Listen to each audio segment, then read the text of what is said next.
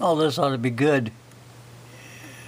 Why rabid pro-Trump conspiracy theories keep gaining steam. Well, let's see. It's a subculture known as QAnon. It's lurking in mainstream American society while spreading baseless accusations against prominent people in politics, business, and in culture. You mean like the United Nations? You mean like Barack Obama, Hillary Clinton, crap like that? No. It began gaining traction with President Trump's supporters back in 2017. Now, now they're at the point where QAnon is supporting politicians are being elected. More generally, the FBI, remind you, the FBI describes conspiracy theory-driven domestic extremists as a growing threat. Well, maybe we should disband the FBI for being un-American. How's that? Oh, good Lord. Oh, yeah.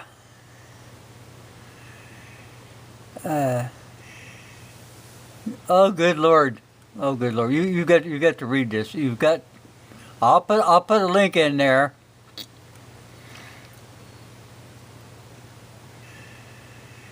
They're claiming to be someone within the government promising to expose how dark forces are working against Trump and his administration. The anon part comes from Q readers who decipher cues on a message boards and build outlandish interpretations. Oh, like the Congress having strange, outlandish interpretations of the Constitution where they think that they have the authority and the power granted to them in the Constitution to pass firearm laws. And that's wrong. They don't know the Constitution any more than they know the Bible. They have enumerated powers in there, and that's the only authority that Congress has. Firearm laws is not one of them. Okay, let's see. Okay. Conspiracy theories like this fill an important psychological role for many people. Oh, good Lord. Okay.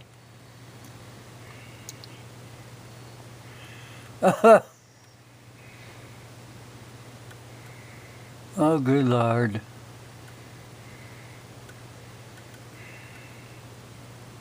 You see, some of the traction comes from a distrust in the media, you better believe it, in the government. QAnon appears to be an evolution of Pizzagate, an internet conspiracy theory that what led one man to bring a gun to a pizza shop because he thought there were child slaves in the basement.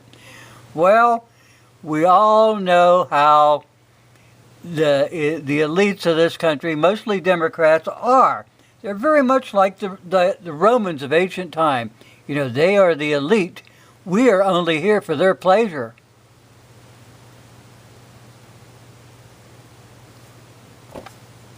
You know, we'll give them that, what do they call that?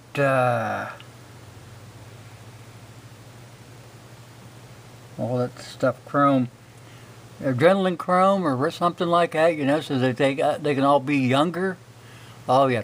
Then there's a chance of unfounded allegations like those picking up steam and spilling into the mainstream, which happens with Pizzagate or Obama birthism. You know, the notion that the former president was born outside of the U.S.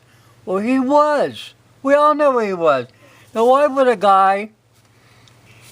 This guy had to have been groomed from the beginning. I mean, you come from a socialist background, his mother and his father both. Somebody spent a lot of money on him. They even give him a birth certificate that was belonged to Harry Bunnell, and he was born in 1890, and the numbers were 042-68-4425, and that was given out to a guy that lived in Connecticut. Obama never lived in Connecticut. Obama wasn't born in 1890. Obama's a fraud, just like everything that he signed into law is fraud. Okay, social media plays a virtual role in this. The viral conspiracy about Justin Bieber being a victim. Good. Okay, oh God, it's in.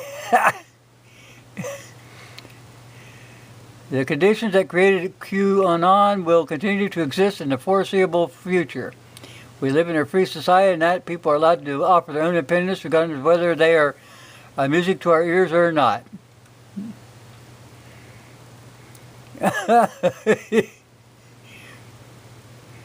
Oh, good God. Consequently, various parts of American society, including businesses, social media platforms, the voting public, and the press, may find themselves seeing internet-fueled conspiracy campaigns like QAnon going into midterm elections and beyond.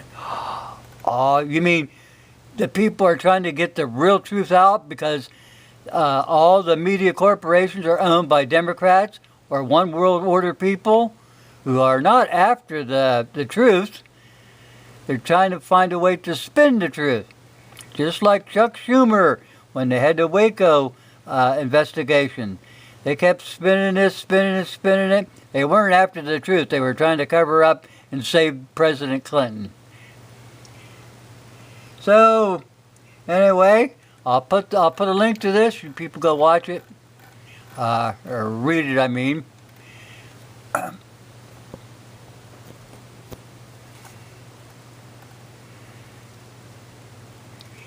mean, that's what's going on.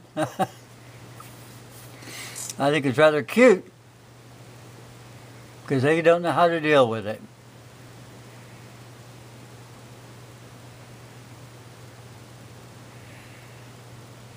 So people, that's where we stand. I'll put a link. Like I said, when they talk about something being a conspiracy theory, when somebody has a social security number that belonged to a guy that was born in 1890, you know damn well that his birth certificates were forged. He wasn't born in the United States. And it goes on and on. You got to remember something else about the Democrats. The Democrats were the same people that gave you the KKK.